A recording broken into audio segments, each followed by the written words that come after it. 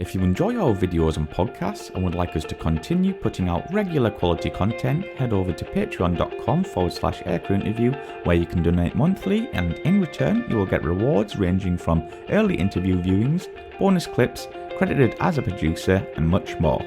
Thank you and enjoy.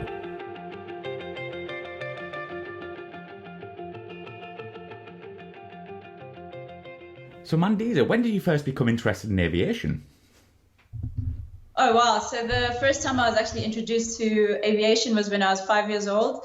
My mother used to take us to the air shows in Virginia Airport, and we used to watch them.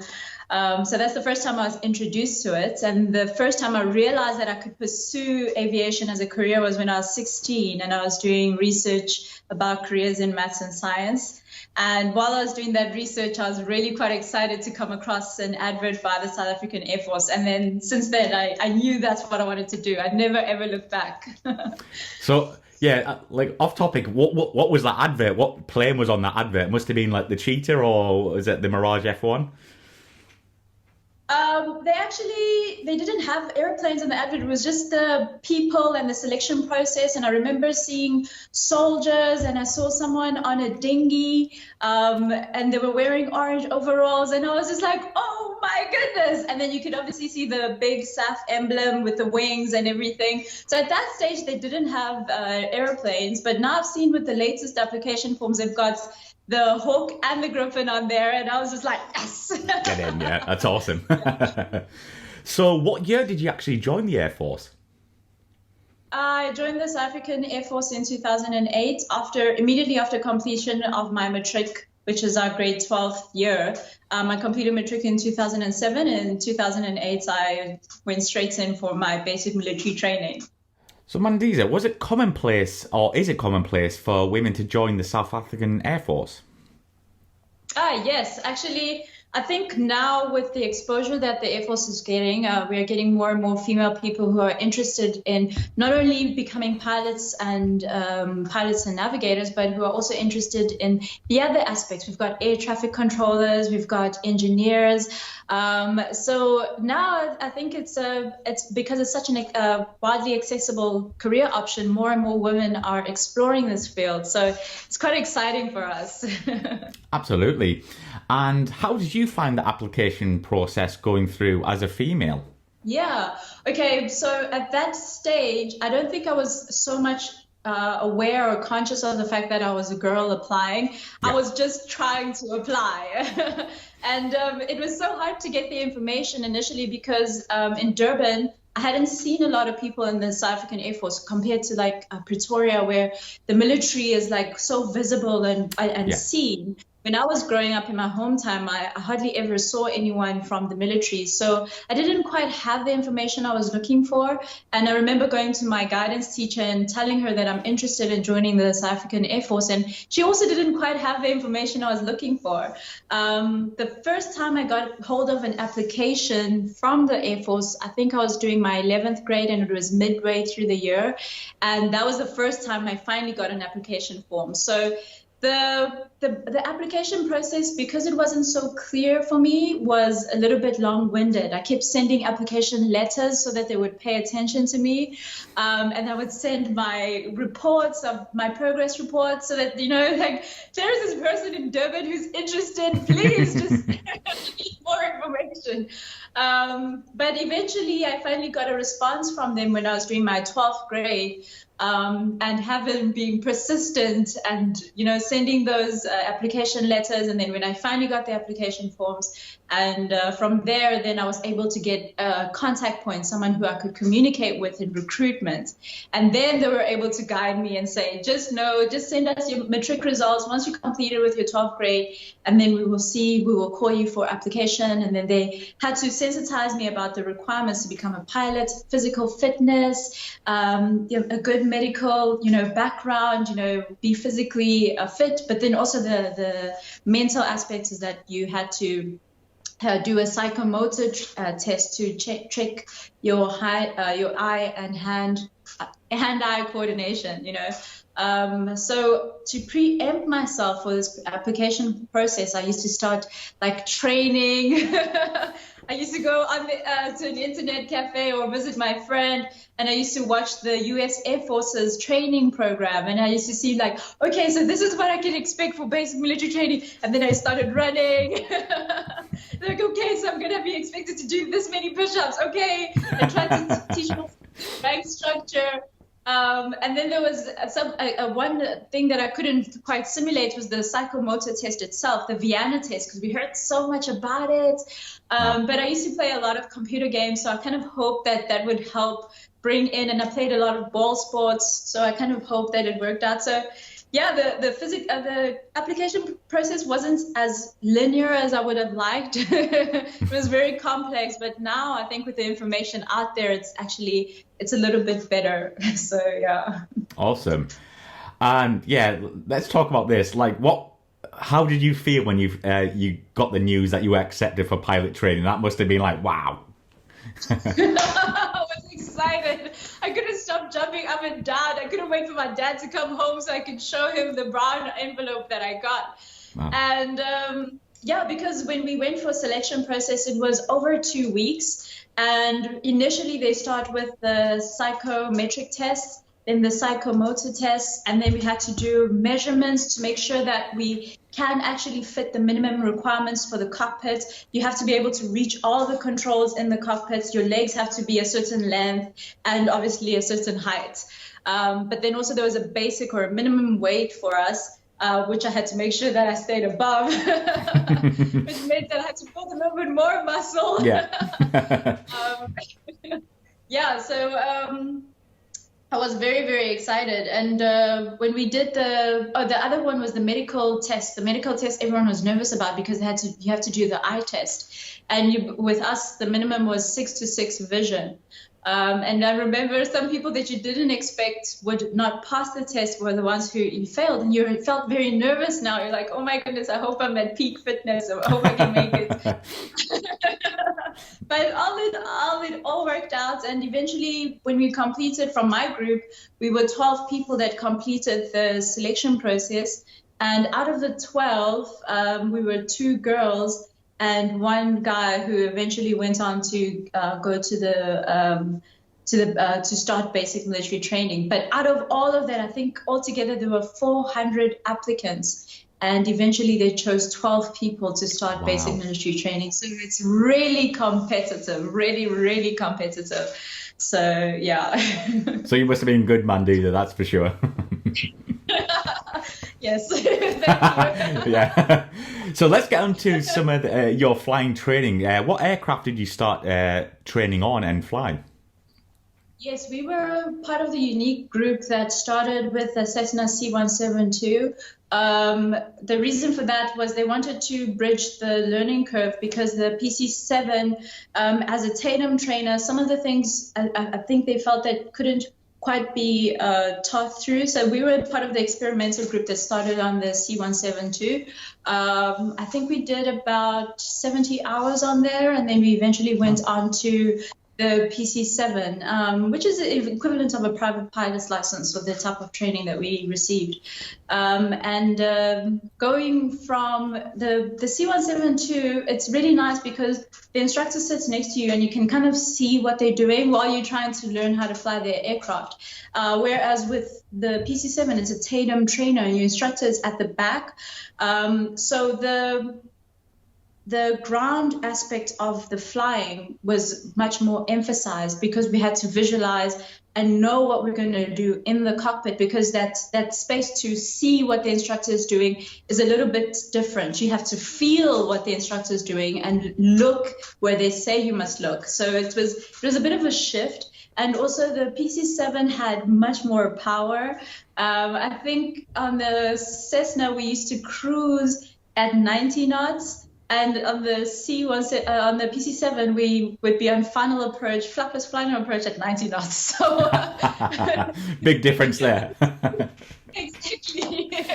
The speed was different. Also the flight controls were different. We now had, the control column versus having a yoke. We're flying with our right hand versus flying with your left hand. Yeah. And we had a power control lever versus having a throttle, you know, so it was a bit of a shift for us, but it was a welcome shift because now for the first time we could do aerobatics in an aircraft, and that was exciting. And, you know, part of the aviation is going out and doing aerobatics and doing loops and aileron rolls and stall turns, and you know, it was quite exciting. So I really did enjoy it, and I think the learning curve continues from the C-172 to the PC-7, and then eventually to Hawk. The learning gradients is quite steep. Oh, yeah. So you have to be someone who wants to apply yourself, and also not to get overwhelmed by the power, because initially it can be a bit daunting to see that when you put full power, the aircraft wants to back down because it wants to go. So you have to step on those brakes and be thankful that you're the correct height, because you need all of that displacement to keep the aircraft under control. So yeah, it was quite a learning curve, but I welcomed every single step of it. I mean, the first excitement of going solo on the C-172, and then the affirmation of going solo on the PC-7 it's really rewarding in itself. You know, you're out there by yourself with these machines. It's exciting. Absolutely amazing. And for our PC-7 fans out there, what was it like to fly, and what were its strengths and weaknesses? Sure.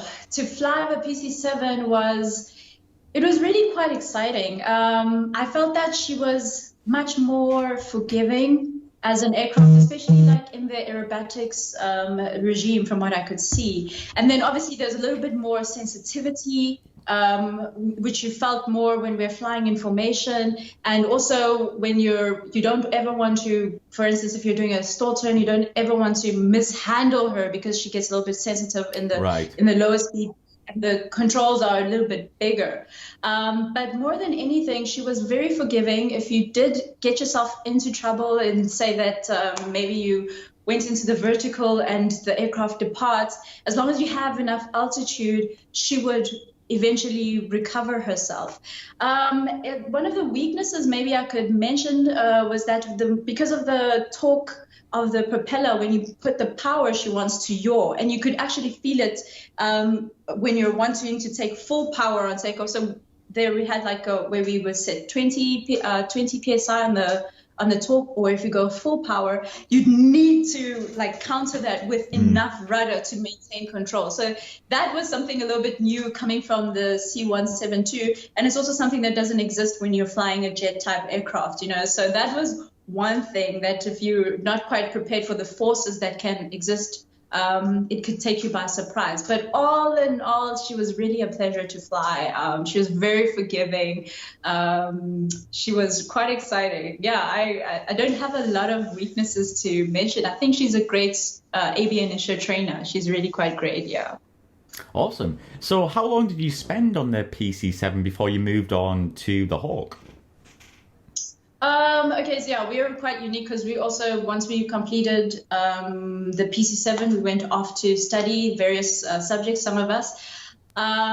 So it did take, I think, 5 years on the PC-7 before, but I had already qualified and we were there as a station pilot, and it was also juggling as well the other studies that I was doing.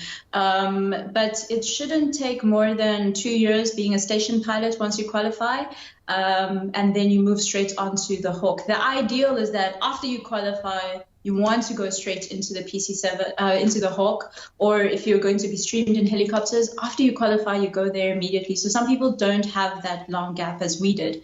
Yeah, normal training is immediately afterwards. You get your wings and you wait maybe 2-3 months, and then you can go over to the Hawk. So that is part of the training. Some people also, we have an orientation course, which can be up to 6 months. And that is, again, it's an enrichment type of thing to add to your flying pocket or tools or utilization.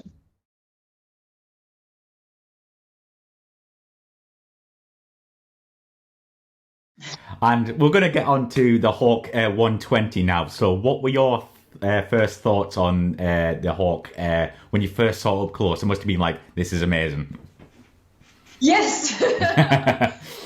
Sort of power of the aircraft, and then learning that for us, because now we're coming from an aircraft environment that was forgiving to your mistakes, we had now a little bit more of an aggressive aircraft that wasn't going to forgive your mistakes, that was going to bite you if you mishandle it. So there was a little bit of a nervousness of, oh my goodness, okay, I don't want to go over the heavy buffet. I have to maintain her over the medium buffets. And then also I don't want to keep her in the vertical for too long because you don't want to depart because she doesn't want to recover herself. You have to be in control. So that was one thing. And then also when you lined up on the runway and we go straight to full power, you can feel that, okay, now things are getting exciting. So things happen very, very quickly. And I think initially coming onto Hawk from PC-7, you get saturated so quickly because things happen so fast. So, and also you don't ever want to fall behind the aircraft because if you do, she can run away from you quite quickly, and you don't ever want to be that. You want to be ahead of the aircraft, you want to be thinking, you have to be planning. And that was a big adjustment, was that the ground flying, the chair flying, now the demand became even higher than what it was when we were on the PC-7. So the visualization, the knowing of checks, and you have to run faster than the aircraft because you never want to be left behind. So that was the biggest thing. And then obviously the flight dynamics of what she was capable of what we were doing, that was exciting. So it was now. I think if I can compare it to anything, it's like when you have a power drill, if you mishandle that, you can make chaos onto the surface that you're trying to drill into. But more than anything, you can injure yourself. So you want to make sure that you know what you're doing. So that's what I can compare flying Hawk with. You have to know what you're doing. Yeah. Awesome. So what is the role of the Hawk in the South African Air Force? Okay, so the Hawk is the lead-in fighter trainer. Basically, it will form the introduction for fighter flying, fighter type roles, and that is air-to-air, air-to-ground, close air support, and all of the roles that the Gripen would be utilized in. We train on Hawk very first. So everything that you learn from Hawk is just a matter of converting over to take it over to Gripen. So Hawk is there to train the fighter pilot, basically, in the South African Air Force. And this is, I didn't put this in the questions here, Mandisa, but what is it, the Hawk 120, is it a glass cockpit or is it all analog?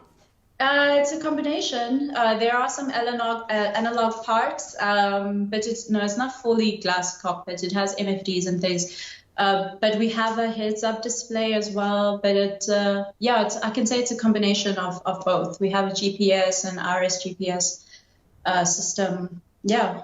It has analog as well as some but it's not glass. It's not full glass cockpit. No. Not F-35, yeah. But let's talk about some of your ground training and how it differed. How it was coming from the PC-7. Was it a massive upgrade into the learning of flight instruments and everything? Yes. Coming from PC-7, I feel like the ground training was much more, how can I say, adult-based type of training. Everything is there. The syllabus is preloaded, and it's up to you to go and learn the things. Whereas with AB Initial, your instructors, they're with you, they review, and they walk you through the process. Here it becomes like you have to take charge of this machine and you have to do your best to learn everything about it. The systems are there on the computer. If you feel like you need to refresh on an element, you go and you sit in the classroom and you sit with the computer and you learn everything from, we have computer-based training. So in that result, it was a little bit more automated. And then also I appreciated that the material was there for us to review. We also have books and things. So the demand was placed more on the student and less on the instructor. You have to be the one who wants to interact and teach yourself as far as possible. But then the other elements, obviously, like the flying and the envelope, your instructor, you have to interact with them, you have to learn from them. So it was a little bit more adult-based compared to when we were on the PC-7.